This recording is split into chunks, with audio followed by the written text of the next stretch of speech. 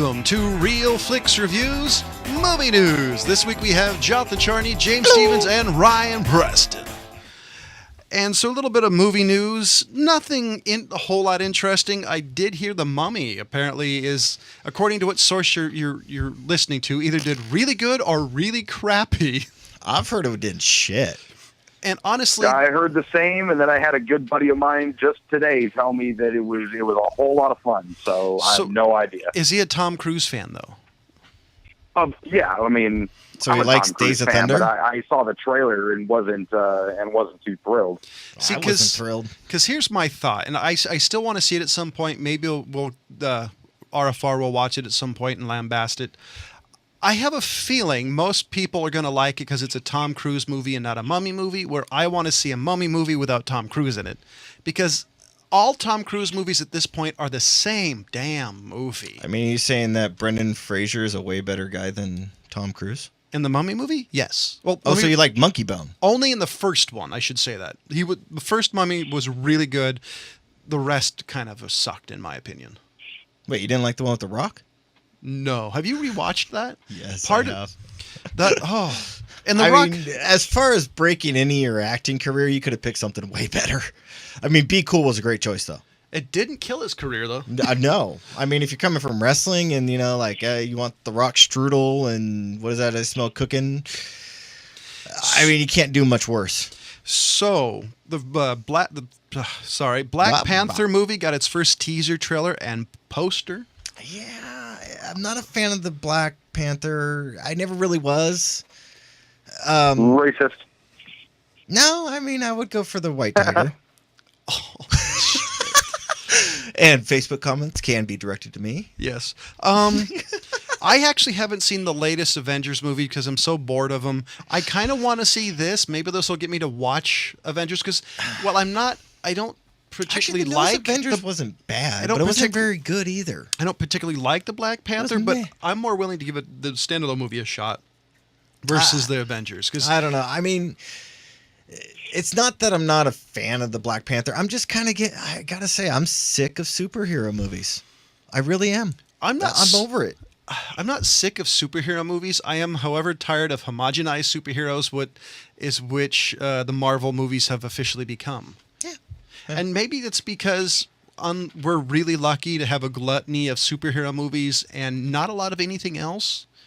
There is the reboot of the Dark Universe, and there's some things coming down the pike, but that's all anybody talks about. Matter of fact, Chris Evans apparently signed up for Avengers 4 because allegedly it's going to tie everything up, which means they're going to retire him and get another Captain America. Now the question is, what person? I'm hoping they have Bucky take over the mantle of Captain. That'd be him with his fake arm. I think I'd watch that. I guess. So I just found this one was this today? Let me just double check. Yes, this was today. Is Guillermo del Toro? Hold on, I do want to mention our question of the week is worst horror movies. And our answer in a bit. Yeah. So Guillermo del Toro has actually said that his heart is not broken by them taking the Hellboy in a different direction. He is still very interested in doing the Pinocchio, which we discussed like 3-4 years ago, Mr. del Toro. But he has found a great partner at guess where? Quentin Tarantino. We've mentioned this a lot. Netflix is picking up Guillermo del Toro and saying that they're going to continue his Hellboy saga on their, network. I guess they are. So how can they pick up? How can he do Hellboy and another director do Hellboy? They haven't really gotten into it yet. He does have a show on there already called Troll Hunters, which is, I guess it was like a book or something out there. Did they say it's going to be live action or cartoon? Because this was released today. They haven't really said much about it. Because there is the couple of cartoons of Hellboy, which I really liked. Yeah. Well, they're kind of saying that he's going to be continuing. This is from a 2-hour talk at the Annecy Animation Festival is what they're reporting on. This so I'm interested to see more of his stuff on Netflix. My kid likes Troll Hunters, so I've watched that. It's not a bad show. It's kind of interesting. But I still want his version of Pinocchio. I really have. I mean, I've been wanting this one. Did we talk about this? What, 3-4 years ago? Yeah, I'm kind of over wanting it now. It's been too long. If it's his vision, I'm excited to see it. I mean, if he wasn't getting it through, it's kind of like we've been talking about the Spawn coming out. I am. As long as it's the director's vision, the creator's vision, I want to see it. Do you think Guillermo lost some cred with Pacific Rim? Even though it didn't do great in the United States, but worldwide it did really well. Yeah, I'm not a fan of mecha anime though, and that's what this one was. It was live action. But yeah, mecha but anime. I mean, obviously it wasn't aimed towards you. No, obviously But not. I'm wondering, but, do you think that hurt him far as an American, credibility in the well, studios? he's not even an American director either. Yeah, but I mean, a lot of the studios are American, though. Yeah, I know. I really hope that it didn't really ruin his career, because as far as I'm concerned, I can be, as a person that watched the film, I could be like, well, this one isn't something that I enjoy. This is something that, is obviously for someone else, and I'm not going to take it away from him. I'll just say I didn't enjoy it. Yeah. So I enjoy his other stuff, but I guess not a lot of American audiences feel like that, so maybe it did. I don't know. So, how many of you guys saw the NWA biopic movie? Not yet. Ryan? Actually, not yet. Not yet. So, Need to get around to that. So O'Shea Jackson Jr. will be in a movie. He'll be the infamous baseball legend Doc Ellis for a new biopic. So I've seen Doc Ellis. Yeah. Oh, thank you. So Thank you for clearing that up, Ryan. Hey, I'm going to stick with it. So I haven't seen the whole movie, but I've seen probably 50% of it. And I was actually really impressed. Granted, he was playing his dad, which is probably one of the easiest people to play because you know all the quirks. But I actually thought he did a pretty good job for somebody who's not really an actor. So I was kind of looking forward to seeing what else he can do, and kind of more power to him. And Deadpool 2 auditions a couple of people for new characters and kind of points the way for a few new people. And give me a second, I'll be able to tell you more as soon as this stupid website decides to load.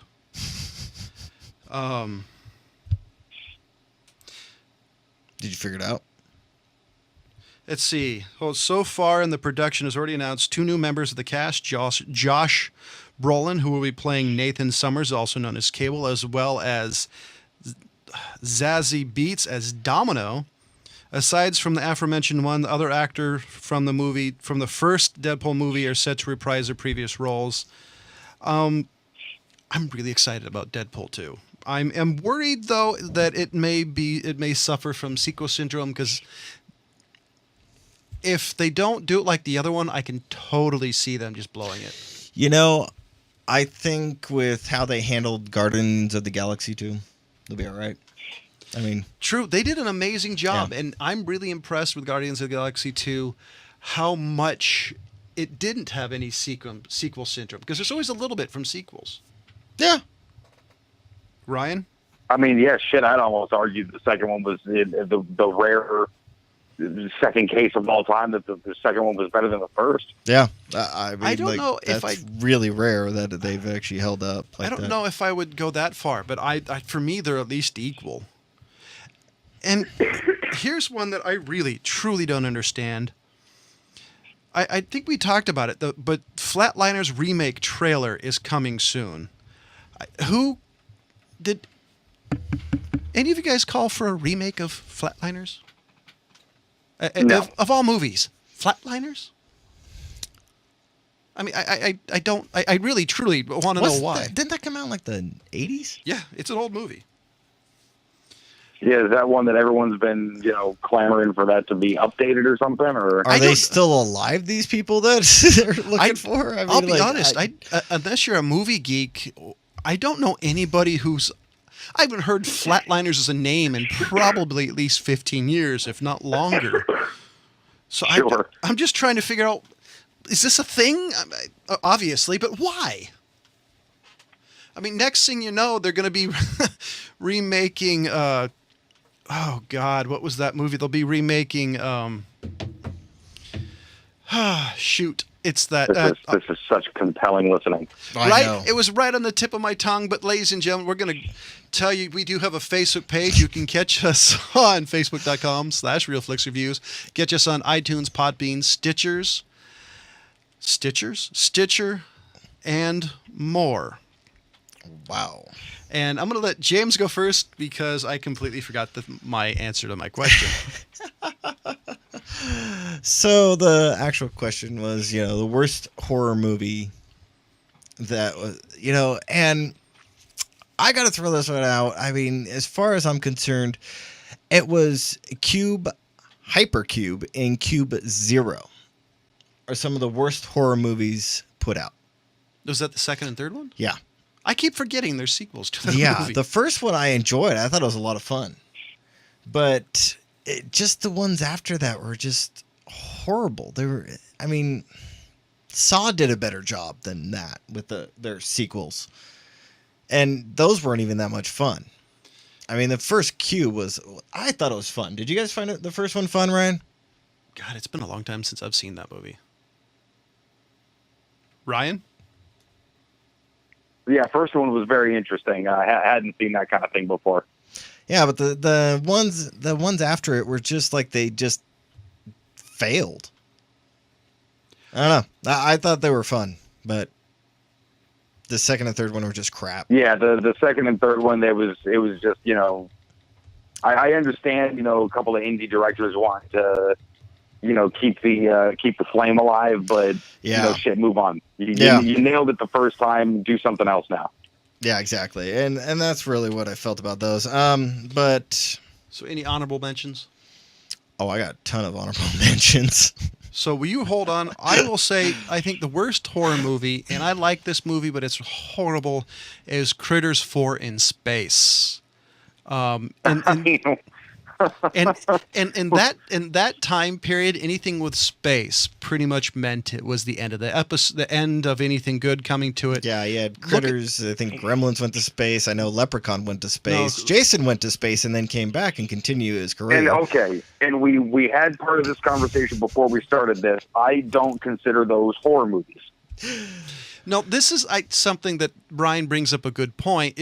What is your ideal idea of a horror movie? Is it to be scared? Well, look, are we counting the Hostels as well? There's specific genre differences, things like Child's Play, Freddy, Nightmare on Elm what's Street. It called?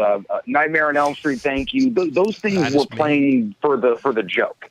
That was the whole point of a lot of the slasher movies. And slasher movies are basically meant to be funny. It's the entertaining sort of. It's not really a horror movie. No. It's a weird line to draw, but it is a distinction. No, Yeah, I do agree with Ryan. I personally don't like horror movies, so I don't watch them. My wife's a giant fan out of them, and she would probably point out something like The Ring or Annabelle and say she was laughing through the entire thing. Me, I don't really dig it. So it would be really hard for me to point out any particular horror movie I liked or didn't like because, I don't like any of them. Well, I mean, there are some that would be considered like hardcore horror, which would be the Carries. You got some of the Halloweens, which, I mean, as far as I'm concerned, the only good one was the original one. Even though I don't like What's Her Face. I would say the Halloweens are more slasher though. But that could be considered part of the horror. No, but they're not. Those were not in the slasher genre. They were suspense horror movies. Yeah. Okay. They even could throw Psycho into the same genre as Halloween, which it was. True. No. Especially for the time it was out. Yeah. So Halloween 2 is crap, but then you got the one that Rob Zombie did, and I can't remember the name. Do you remember the name of that one, Ryan? Was it H2O? No. Before that, it was the reboot. Yeah, it was the precursor of it. That's what he did. Anyways, I thought you were thinking of what do you call it? The Devil's shit was the name of that movie. No, not Devil's Rejects. I'm talking about the one that he did. That was there. You go. The director. Here we go. What Where the heck is it? Yeah, it was Halloween 2. Well, but he it was, did just like Halloween or whatever. The one Yeah. that Oh, just- sorry. he just H2. redid it. H2 was the one that was crap, and then Rob Zombie took over and did another one called Halloween 2 that was just fantastic, and it was one of those that it was like he put out a textbook of how to do a horror film is what he did with that film. And it was followed all the rules. You know, the first chick who takes her top off is the first one who dies.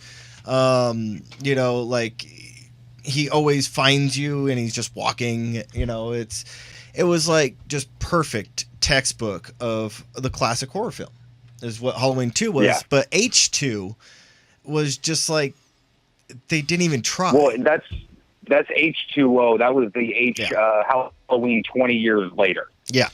And that was abysmal. The funniest thing about that is I heard his mask was actually a William Shatner Star Trek mask painted. Oh.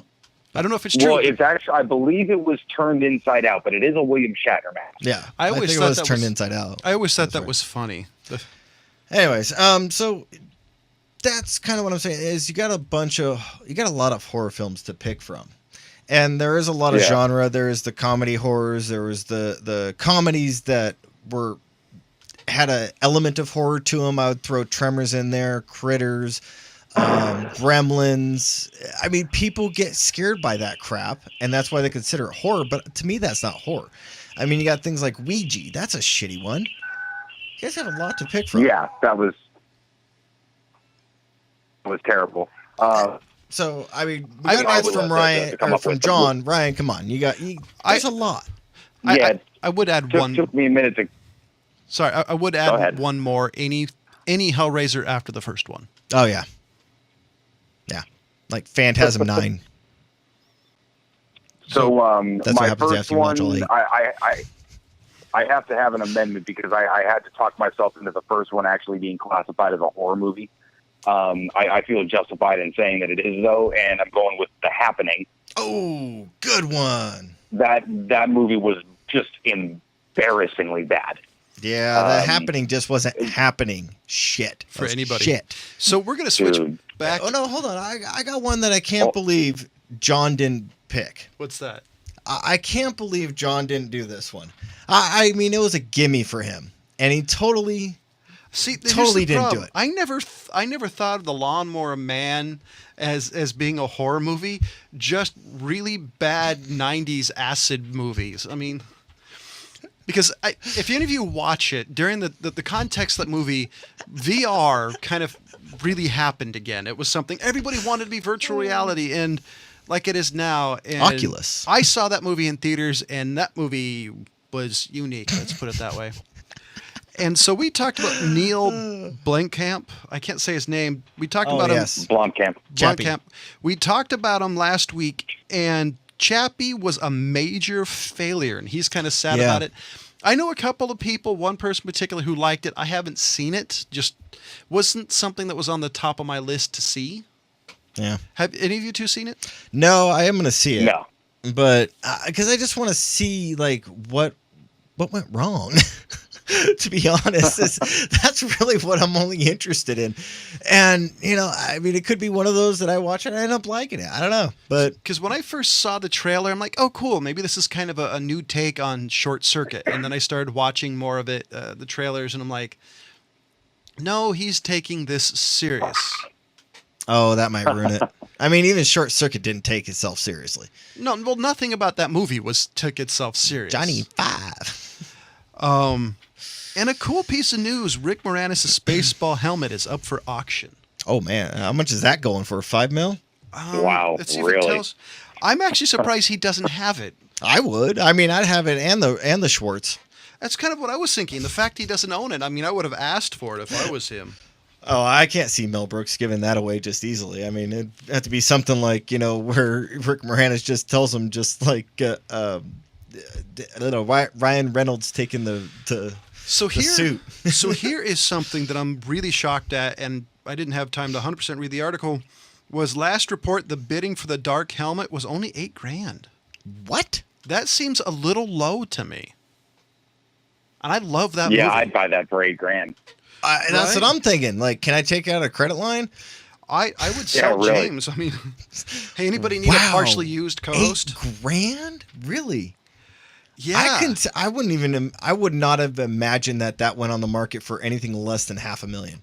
Yeah, that really shocked Well, me. I mean, Wow. I would have expected, maybe like the 30 to 50 grand kind of thing. Okay. See, that's But, that's totally what I was expecting. But I mean, with a fan base like that, like I mean, I know tons of people that were just crazy fans about that film, like early '90s. it does seem though that the prop collecting culture is very limited though. Because for one, I don't know a whole lot of people have $8,000 to blow on a prop that's on something that's going to sit there in a corner. So that is a That's limited true. market. I mean, if you think about it, but it is a movie that an entire generation, being ours, loves. It's iconic, man. I mean, like, I want that more than Vader's helmet. I'd take the little circumcision guillotine from, Just Princesses. And another sad news. Meditate Apparently, we have to have a death in both episodes of Real Flix Reviews this week. Glenn Headley, Dick Tracy, and Lonesome Dove star dies at 62. I have no idea who that is. Ryan? Once you see her, Oh. Okay. What was the name again? Glenn Headley, GlenHeadley. I don't know a whole lot of movies she's in, but she's from 100% familiar. This just seems to be, as we keep saying, this is like the season where all the cool people seem to be just croaking. Yeah. I've said it before. It's bound to happen these days. I mean, it's just going to happen. By the They way, don't live Well, forever. and that's also the bitch about liking old movies is there's a lot of people in their 90s right now. That's That the other thing I'm that going to I'm be saying, sad. I mean, they just live to a certain point. Like, I mean, that's what I kept on saying is Mel Brooks, get on it. You promised us movies. so she, in the 1990s, Dick Tracy, she was Yeah. Tess Trueheart. She was nominated for her role in '89 Have in we not done miniseries Dick Tracy Lonesome yet? Dove. No, we haven't. Huh. That's what we knew. As well as in the '96 Showtime film adaptation of Bastard out of Carolina. So she's done a lot of stuff, or did a lot of stuff. So our condolences to her family. Yeah. And okay, we ended last week's show on an anime topic, so I'm going to continue the trend. They've been talking about doing a live-action Cowboy Bebop. I mean, you heard about it before. Originally, Keanu Reeves was going to play Spike. I was kind of okay with that. A decade plus out of its popularity, I don't really feel a need for it. I want another movie. Like, was it Knocking on Heaven's Door? Cartoon. I don't really want a live-action movie at this point. I bet it could be done better now than maybe, a decade ago. Well, I mean, I don't see this being, excuse me, as